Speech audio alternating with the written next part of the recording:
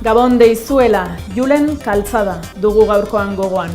Apaiz eta militante antifrankista izandakoa 82 urterekin zendu baita gaurkoan. Zamorako apaizen kartzelan izan zen eta Burgosko prozesuan epaitu zuten. Duela 3 urte frankismoaren kontrako kereian deklaratutakoa ere bada. Amnistia lortu ondoren helduen euskalduntze eta alfabetatzean murgildu zen eta AEKako buru ere izan zen. Korrikaren sorrera nola izan zen kontatu zigun besteak beste udaberrian 11 telebistan. Zer egingo dugu, publizista batzuekin hartuena. Da, publizistak esan ziguten, soluzio bat izan daitekeela egitea errelebo lasterketa bat. Gure sare sozialetan topatuko dituzue elkarrizketa horren hautatutako pasarteak. Baina Julen Kaltzadaren bizipenak ezagutzeko bestelako aukerarik ere baduzue. Izan ere, pasaden astean publikatu du Txalapartak Umezurtzen aberria autobiografia. Hainbat lagunen artean osatu dute, Kaltzadak iloba bati idatzitako testuekin. Gaurko egunak baina utzi digu bestelako titularrik. Segidan, aurreratuko dizkizuegu. Errugabetzat jo dute euren burua, iazko Sanferminetako talde bortxaketaren kasuko auzipetuek. 5 gizonezko daude akusatuta eta fiskaltzak 22 urte eta 10 hilabeteko kartzela zigorra eskatu du haien aurka. Gaur hasi dute epaiketa eta azaroaren 24 arte iraungo du.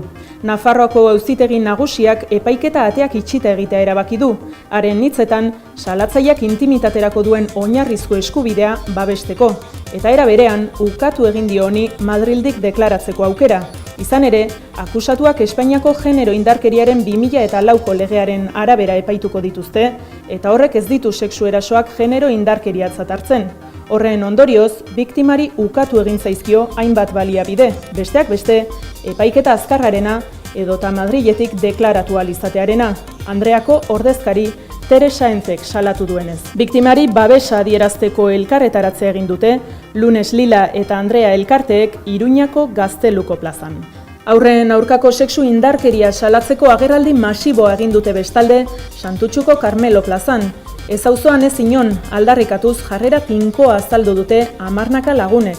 Aurren aurkako sexu indarkeria salatu duten familiei sinestu egiten dietela adierazi diete. Erasotzaileek ez dutela lekurik, ez Santutxun, ez da gure hirian ere. Ozen diogu, ozen sentitzen dugulako.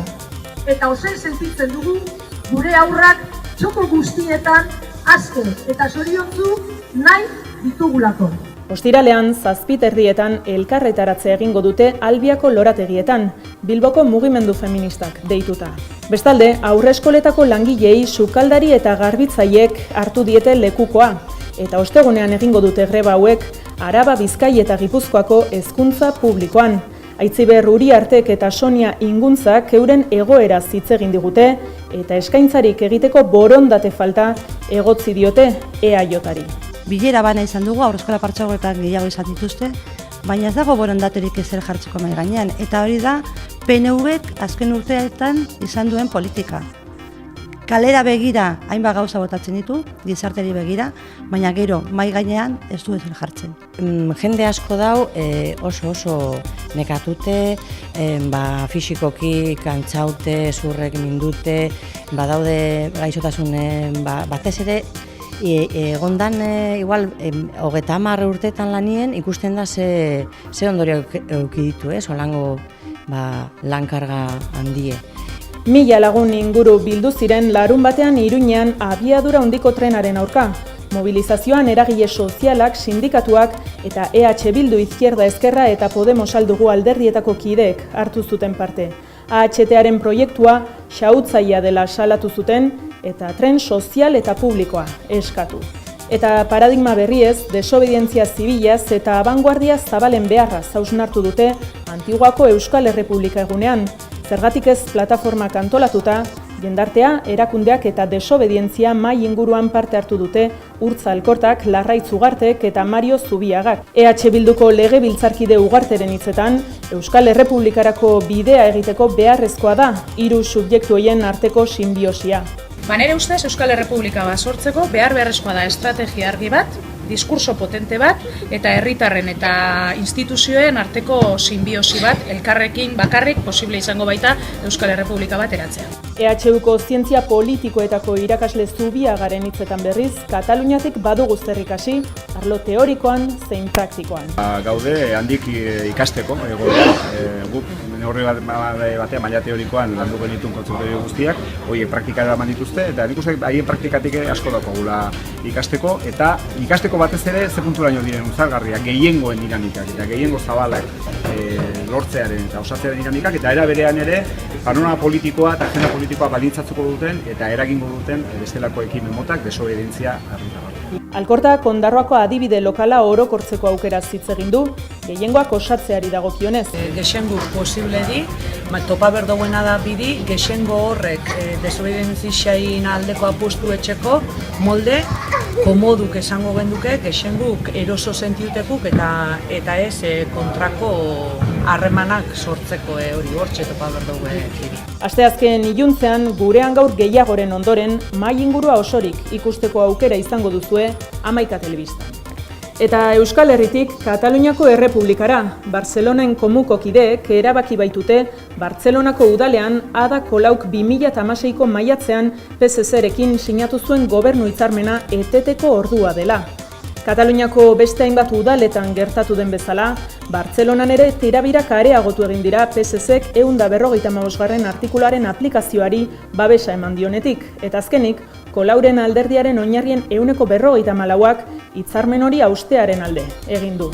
Aquesta situació extraordinària ha comportat una restricció molt greu, inèdita, en l'autogovern i l'afectació de drets i de llibertats bàsiques. Malauradament, davant d'aquesta situació, ni la direcció del Partit Socialista Obrer Espanyol ni la direcció del Partit Socialista de Catalunya han donat la resposta a l'aplicació de l'article 155 que nosaltres ens esperàvem. Kupen oinarriek ere izan dute zer erabaki, eta abenduaren 21 hauteskundetara beren burua aurkeztea eta bakarrik egitea, koaliziorik osatu gabe horixe erabaki dutena.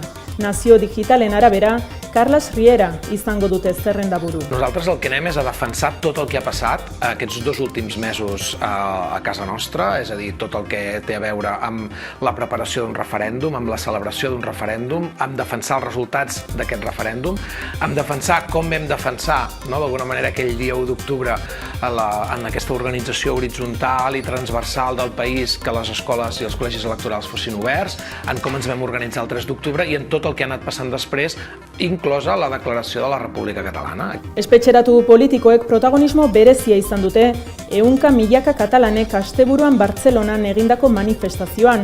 Presoek espetxetik idatzi zigorritako mezuan, babesagatik eskerrak eman eta duintasuna eta batasuna aldarrikatu dituzte. Eta Iruñako Gaiarre antzokiak ere hartuko du azken boladan zaletu asko biltzen ari den jokoa. Escape Room, Edurne Senosiain, Iruña. Escape Room joku berria aurkeztute gaur Iruñeko Gaiarre antzokian. Proposamen honetan antzerkiaren xarma eta ihes egiteko jokua uztartzen dira. Ez da bakarrik konsumitzea jarduera esialdiak bat, baizik eta parte hartzea, jarduera. Eta gaur arratsaldean banatu dituzte Euskadi literatura sariak. Arantxa Urreta Bizkaiari eman diote euskarazko saiakerarena, bidean ikasia liburuagatik. Asier Serranori euskarazko literaturaren saria Linbotarrak lanarengatik eta Fernando Aranbururi gaztelaniazko literaturarena Patria polemikoarengatik. Euskarazko aurre eta gazte literaturan Leire Bilbao saritu dute. Euskarazko literatura itzulpenean Matias Mujika, gaztelaniazko saiakeran Ander Izagirre eta literatura lanen ilustrazioan Mikel Valverde. Urtebetetze festan kokatu zuten bertsolari guztiek euren burua Durangoko kartzelako saioan, baina oparirik ederrena Aitor Mendiluzek jasoko zuen seguru asko. Azkar eta ondo jardunda 740 puntu eta erdi bildu zituen bertsolari txapelketa nagusiko final aurrekoen lehen itzuliko azken saioan. Igandean abiatuko da bigarren itzulia eta bietako puntuazioak batuta lehen 7 postuak lortzen dituzten bertsolariak sailkatuko dira abenduaren 17ko bekeko finalera. Urtero bezala, festa handia izan da Behobia Donostiako lasterketa. 30.000 korrikalari baino gehiago hartu dute parte Eta emakumezkoen podiuma, Aroa Merinok, Maria Noguerok eta Dolores Markok osatu dute. Gizonezkoena berriz, Carlas Castillejok, Camilo Santiagok eta Iraitz Arrospidek, urren ez urren.